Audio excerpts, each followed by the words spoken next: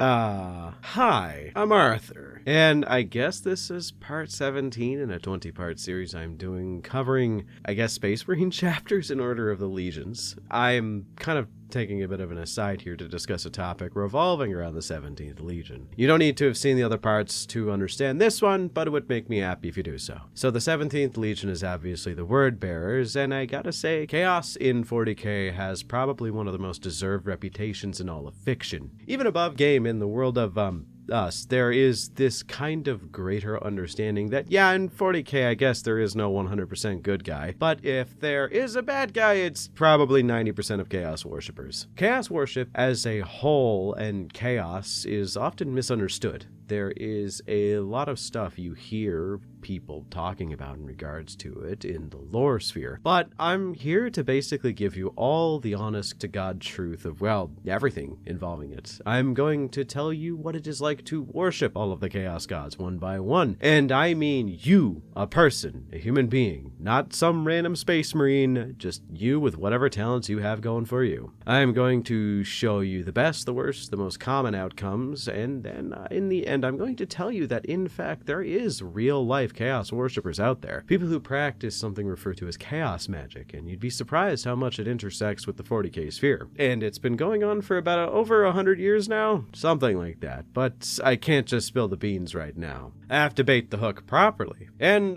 before any of you enlightened sorts ask, yes, it's going to involve Crowley and the like, but we shall get there. Before we get into some esoteric conversations about some random bullshit, firstly, hi, I'm sick. I've been sick for like 2 weeks now. You could probably hear it in my voice. I'm straining quite a lot to talk right now. It sucks. But, you know, the show must go on. Also, gamers sup! Been a bit of a minute, I suppose, but it's time again for me to talk to you all about how Gamer Sups is the best energy drink in the game. Weird turn of events, but I took up kickboxing recently, and as someone who spends most of, if not all of their time sitting at a desk in a computer, scripting, recording, and editing all day, I'd found my ass getting kicked by the exercise component of it almost wholeheartedly. And considering it's only an hour and a half long class, I would go home and be a broken man. But once I do get home, sitting next to my bottle of Tylenol and the mocking grin of my roommate is Gamer Sups to keep me awake, alert, and ready to jump back into the fray of making this spicy content for all of you. There are no breaks here. With new flavors appearing all the time and new promotions, there is always going to be something new for you guys to try out. I've been meaning to restock really recently, as I usually go through the caffeinated stuff so fast that most people would be ashamed of me, but right now, weirdly enough, I'm going through the refreshing Soda Pressed Pear,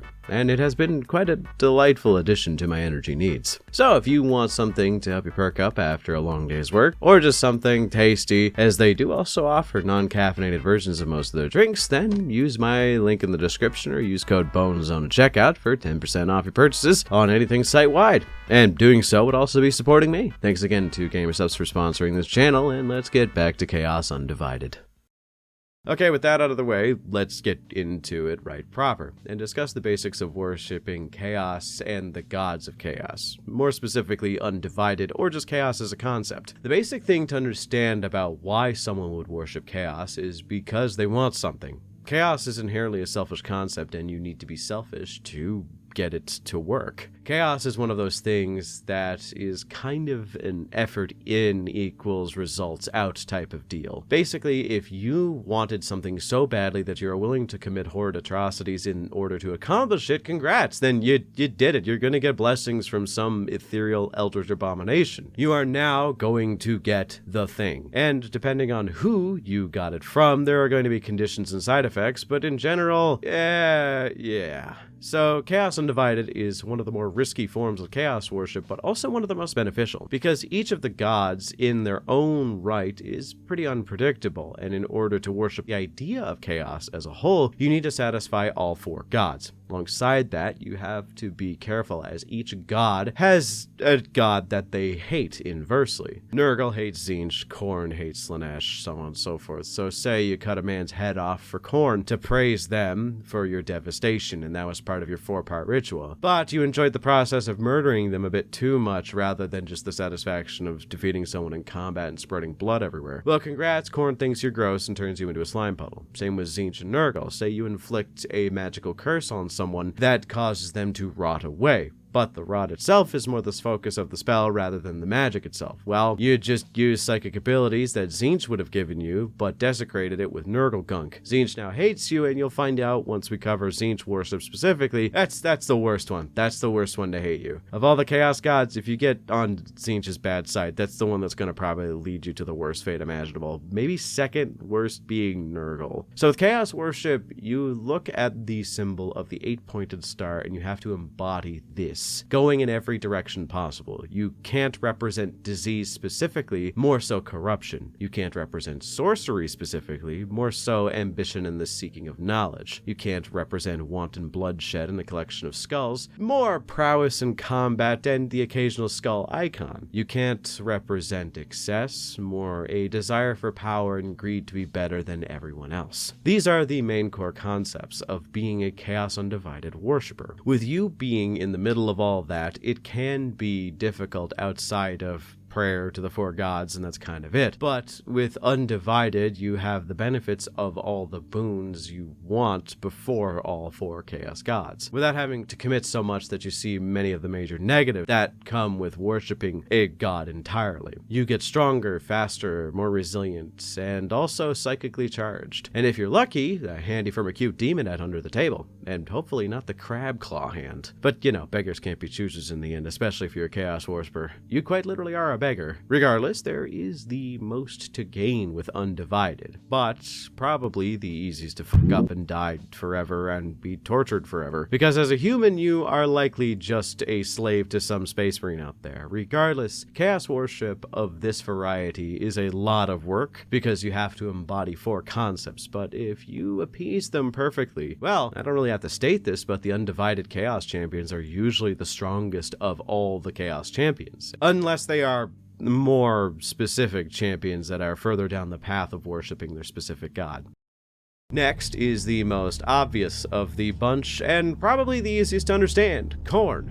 Khorne worship is pretty simple. Essentially, picture this. You are a single person, a regular Joe Schmo. Someone who is going through it. Their village, cut off from the Imperium on a backwoods planet in the middle of nowhere, is being raided by the Dark Eldar, and Space Marines won't pick up the goddamn phone. You don't really like this, obviously. So, you hear a voice in your sleep that if you kill one of the Dark Eldar during their next visit with a hatchet during their next time seeing you, then you will be gifted with a great level of strength to save your village. Pretty simple stuff, right? You believe it wholeheartedly to some degree, especially when the next time you see an Eldar, you're splitting wood with your hatchet. Things seem to just kind of line up that way. So, you embed that fucking knife here directly in the forehead just because he taunts you. So, you bury the hatchet in the center of his head, and once you've pulled it out, suddenly a rush of power fills you. Your muscles become more dense, you feel faster, you feel knowledge of combat fill your brain. The deal was made. You are not strong enough to take down an entire army, but you are basically double the man you once were. The voice appears to you once more in your dream. It will give you more power if you organize a small group of a few people and kill 5 Eldar, but also you have to mount their heads on pikes this time. So you follow through with it, organize a small mob, and boom, you gain strength, stature, and speed, while also for some reason growing a foot taller. Weird. Now you can hear the voice even when you aren't dreaming, and it tells you this grand unanimous thing.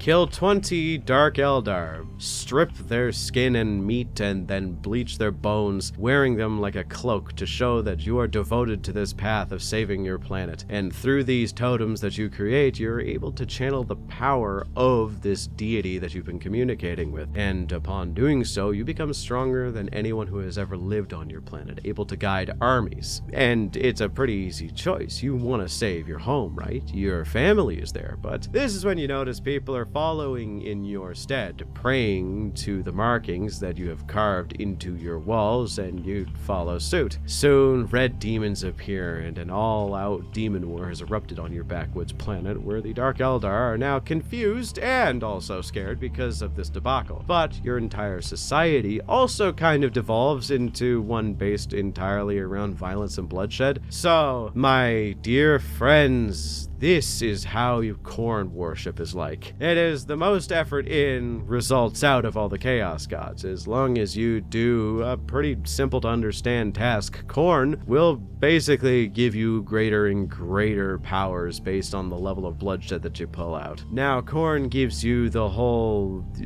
strength, knowledge of combat, bravery, and followers, because it's not just orcs that have the whole I follow the biggest guy mentality. So you as a Khorne worshipper exert your will over people by letting the blood flow. And even in your death, Khorne is appeased, because Khorne cares not from where the blood flows, only that it does. Honestly, Khorne, weirdly enough, is the god that would be the most trustworthy to work with, as Khorne actually despises backstabbers and deal breakers. Now, if by backstabbing you, trillions would have their skulls thrown into a pyre, rather than you causing a couple hundred, yeah, Khorne might bat an eye, but they will turn their head and just punish the person who backstabbed you a little bit. But Khorne prefers direct combat, no stealth, just straightforward, we ride at dawn level tactics. As long as you follow those guides, you are gonna probably be fine. So yeah, Khorne is simple, and I think we should respect that more. Let's break into the next god, shall we?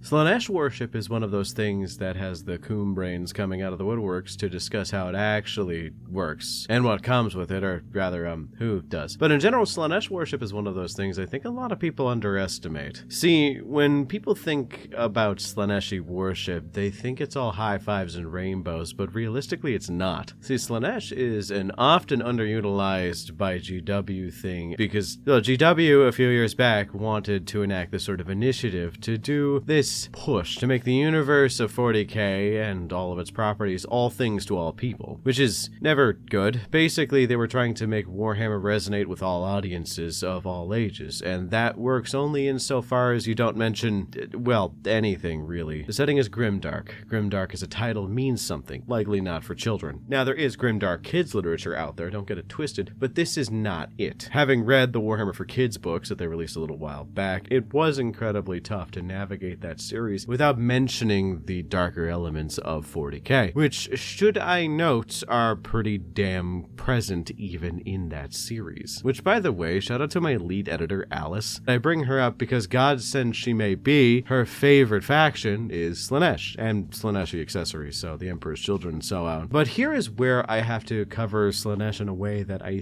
think makes more sense than wanton debauchery, because, well, that is not Slenesh. Slenesh is excess and sensation, not pleasure, not salvation, not joy, sensation. It is a reprieve from boredom, and they often represent the worshippers of Slenesh as just maniacs. But nah, sure, the low-end worshippers look like that, and maybe the Marines, because they're kind of weird like that, but I think that Slenesh has the potential to be reimagined into something that is incredibly sinister. See, they were born from the Eldar's desire for their boredom to be slaked, and thus they are a god that feeds on any kind of extreme sensory stimulation, both good and bad. Slenesh loves pain and pleasure. The key concept here is this kind of philosophical idea created by a rather interesting individual, and this idea is called limit experiences, which is the idea where the body can sometimes reach a point of experience for sensation or just visualization that is beyond the point of safety, and where coming back to reality safe,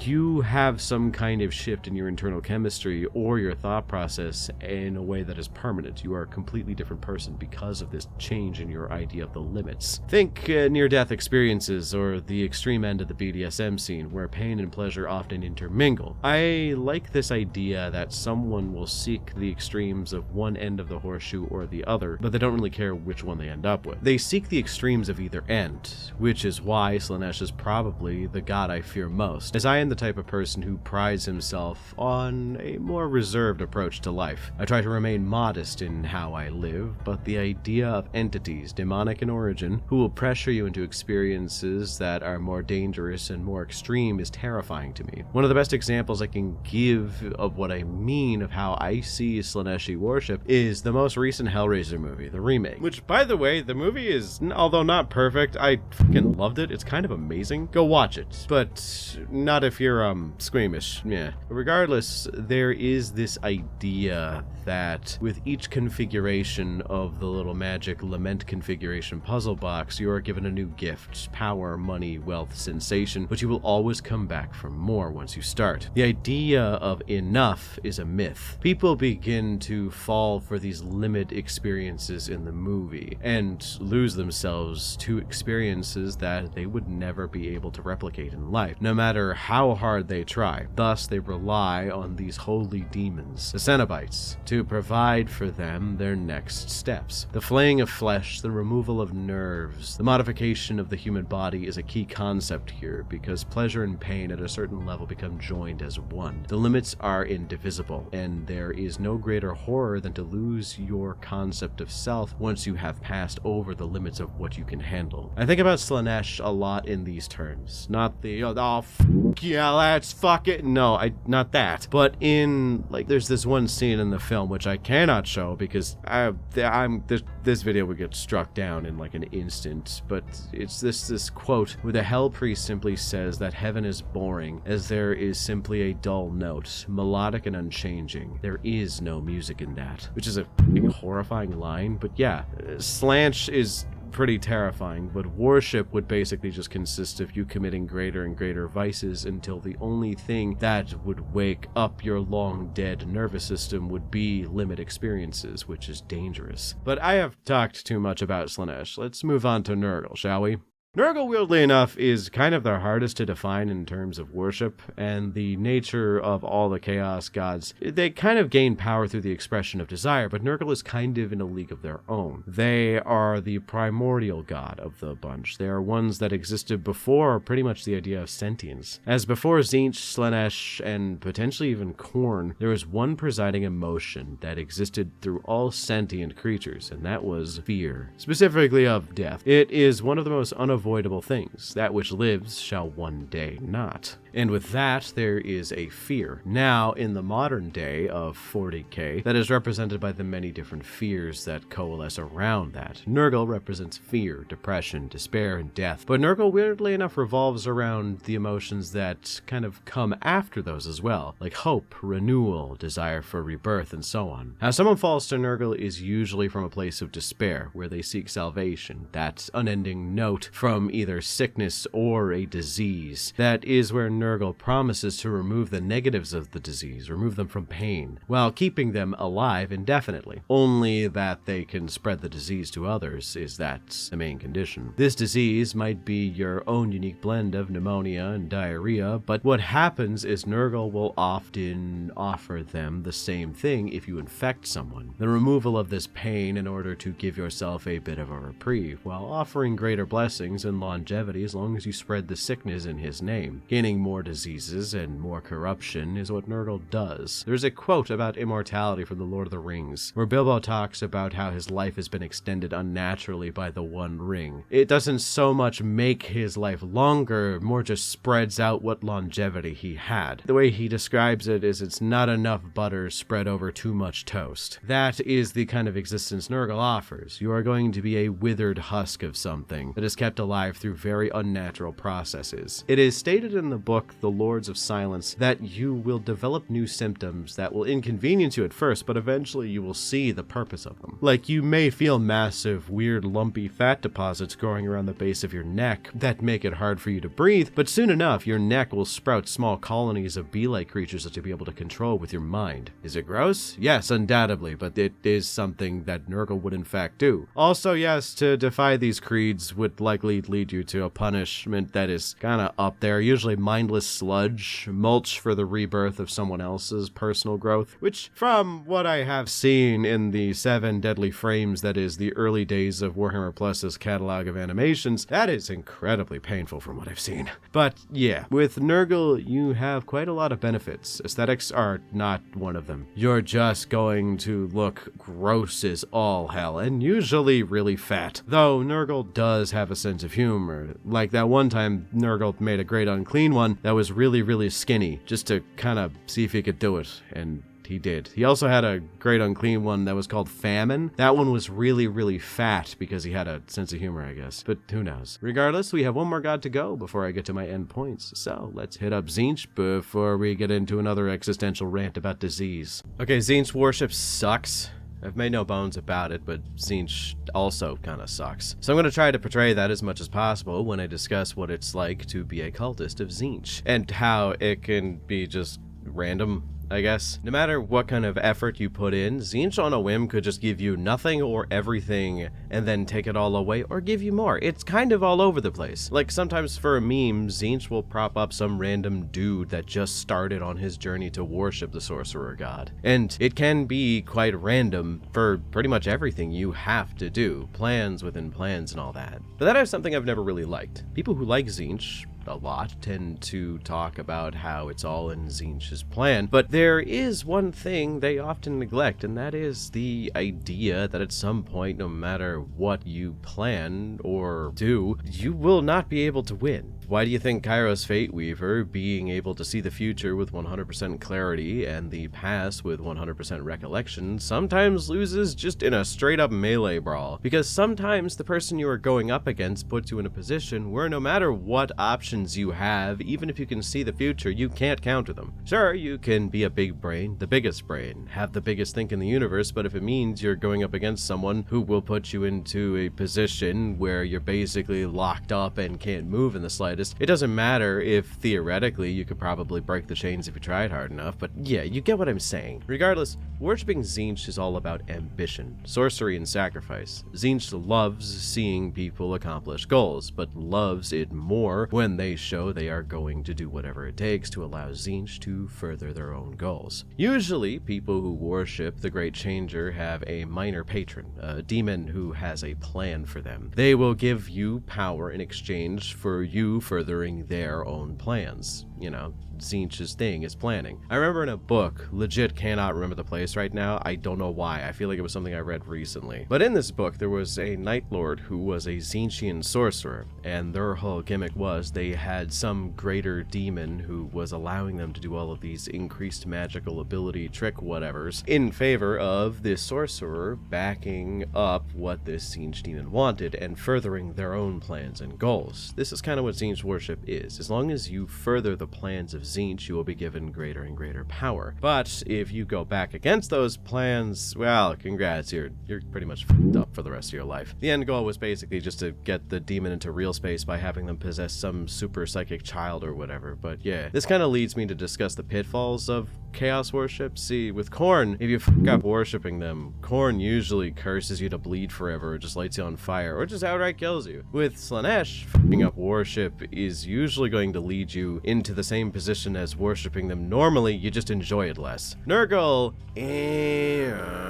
but with Tzeentch, literally anything could happen. It's like the random bullshit punishments you saw from the Nightosphere in Adventure Time. You might be turned into a book, you may be turned into the I have no mouth and I must scream depression blob. There really is no guessing. Like, there is a severity, obviously, but sometimes for a lark, Tzeentch will do the worst punishment imaginable for a minor infraction. But breaking your covenant with Tzeentch is usually just, you broke up one of its schemes, and that's usually going to lend itself to like the worst punishment imaginable. Regardless, with that being said, Tzeentch is horrid. I'd hate the idea of worshipping them, as for someone so smart, they sure are fucking stupid, but whatever, man. Regardless, I'm going to go into the final part of this video now and talk about real-life chaos magic and the real-world applications of it. Okay, so this is something I've never really seen anybody bring up, which is kind of insane because, like, chaos sorcery in 40k, as well as fantasy, was obviously inspired by real-life chaos magic, down to the symbols to represent them being the same, the 8-pointed star, as well as basic underpinning concepts behind both of them. Now, my more religious and spiritual viewers, don't worry, I'm not propagating Satanism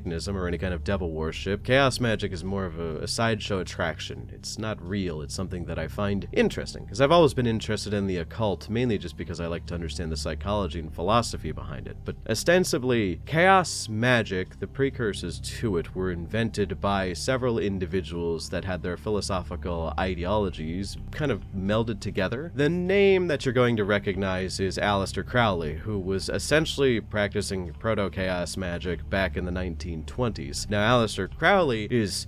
that's a topic for another day, but he's kind of just his own thing. He's a rabbit hole, but there was a bunch of other individuals that, through their applications of strength of willpower and other, this led to the formation of what is known as contemporary chaos magic and the mid to late 1970s. Now, the key concepts of chaos magic were kind of touched upon in the early 20th century by Crowley, but saying he is responsible isn't entirely true, so I did bait the hook a little bit weirdly, because chaos magic came about as just a bunch of philosophers and actual magical believing whack jobs deciding that they wanted to do something. The idea behind it is believing in something so much that it actively becomes real. And I don't mean wanting something so much that it happens. I mean, the whole premise of chaos magic and the whole point of the 8-pointed star is that your belief can change at any moment, but you have to 100% believe it. It's kind of bordering on psychosis, but you have to essentially enter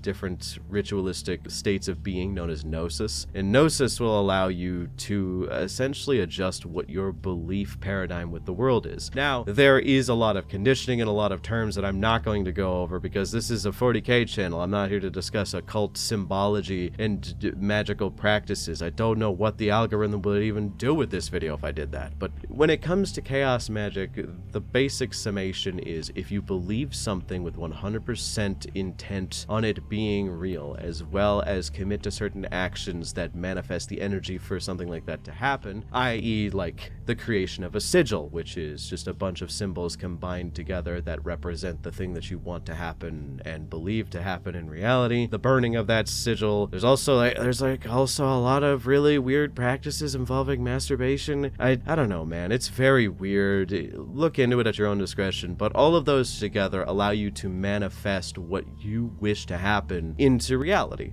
I'm summing it up in like such a short way, and maybe if you guys are interested, I'll make a whole video about it because it is something I've always been kind of interested in, the occult and so on. I've known the idea of real-world chaos magic as well as the magic of the left-hand path for quite some time. I myself am not a magical wackadoo, but I do enjoy the idea of the occult and the macabre. I involve myself in researching a lot of things outside of 40k. It's a weird thing that not a lot of people know, that like my main hobby to participate is not actually 40k. I just like reading. Reading is kind of my thing. I do a lot of 40k and I do a lot of wargaming, but it's not my main thing. So I usually go through a lot of podcasts that involve macabre topics. Also, shout out to last podcast on the left. You guys are forever my goats. I really got to get back into watching you guys. They're also a good resource if you guys want to learn more about the left-hand path and chaos magic, as it is something that they covered extensively in one of their series. Regardless, is any of it real? Are there tangible, actual benefits to the weird chaos magic rituals that you can do? No, probably not. I don't know, man. I don't really think magic exists. I just think it's kind of cute and kitsch. It's just, I don't know, it's a fun conversation topic peddled by weirdos who don't know how to accomplish long-term goals. So they make weird magic golems in their mind while masturbating in order to feel like they have control over their lives. But like, you know, at least you guys learned something. Also,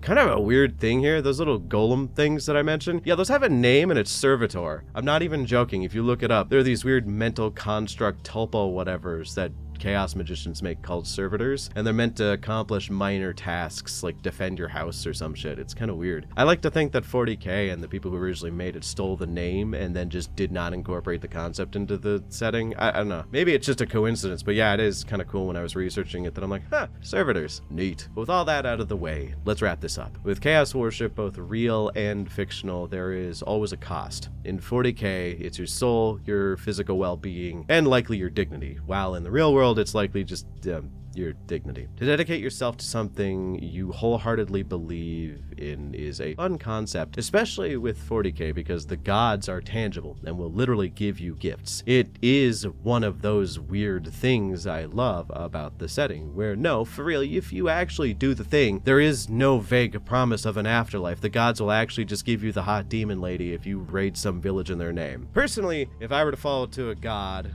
and, you know, if I had a gun to my head and I had to sign my name onto a contract, it'd probably be corn worship. I'm too straightforward and tend to be a bit strict in my morals, so backstabbing and abuse is not really something that I'm into. What about all of you? If you had to fall to a chaos god and worship them, willing or not, who would it be and why? Let me know in the comments. Also, special thanks to my channel members, as with your help, I am able to make these videos as long as they are, pay my editors, and live my life the way I've always dreamed of. It's not exactly anything fancy, but it is better than being in poverty. Maybe I'll open up about it at some point in the future, but for now, I shall simply leave it be. If you want to support me as well as gain perks like 2 extra videos a month or early videos, then become a channel member today. Thanks once again for watching, and until next time, I hope you all have a wonderful night.